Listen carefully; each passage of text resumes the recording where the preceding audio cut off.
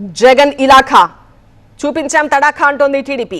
Pulivendula Vontimitta ZPTC ఉప ఎన్నికల్లో TDP అభ్యర్థులు ఘన విజయం సాధించారు. పులివెందులలో వైసీపీ అభ్యర్థి డిపాజిట్ గల్లంతైంది. మరోవైపు పులివెందుల గెలుపుపై హర్షం వ్యక్తం చేశారు సీఎం చంద్రబాబు. జగన్ అరాచకాల నుంచి ప్రజలు ఇప్పుడిప్పుడే బయటపడుతున్నారన్నారు.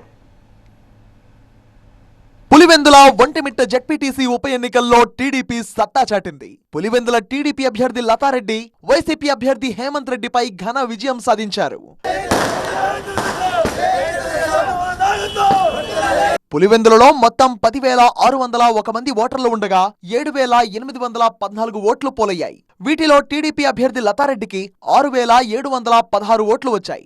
వైసీపీ అభ్యర్థి హేమంత్ రెడ్డికి 683 ఓట్లు మాత్రమే పోలయ్యాయి. దీంతో 6,033 ఓట్ల మెజారిటీతో టీడీపీ అభ్యర్థి లతారెడ్డి గెలుపొందగా వైసీపీ అభ్యర్థి డిపాజిట్ కోల్పోయారు. స్వతంత్ర అభ్యర్థులు కాంగ్రెస్ కు 100 లోపు ఓట్లు లభించాయి. భారీ మెజారిటీతో గెలిచినందుకు సంతోషంగా ఉందన్నారు టీడీపీ అభ్యర్థి లతారెడ్డి. అదే మా ప్రజలు ఓటర్ల తీర్పు చాలా బాగా ఇచ్చారండి. బాగా మెజారిటీతో గెలిచానండి.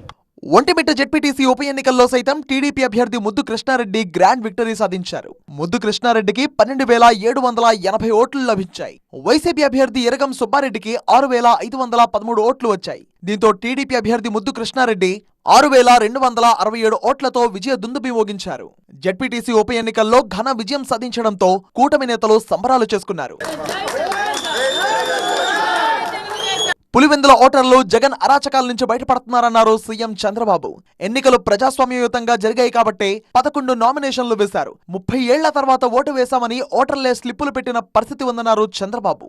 మరోవైపు పులివెందుల ఒంటిమిట్టలో జెడ్పీటీసీ ఉప ఎన్నికలకు సంబంధించి వైసీపీ దాఖలు చేసిన lunch motion petition AP high court కొట్టివేసింది. పులివెందుల జెడ్పీటీసీ పరిధిలోని 15 పోలింగ్ కేంద్రాల్లో, ఒంటిమిట్టలోని 30 పోలింగ్ కేంద్రాల్లో రీపోలింగ్ నిర్వహించాలని వైసీపీ పిటిషన్ దాఖలు చేసింది.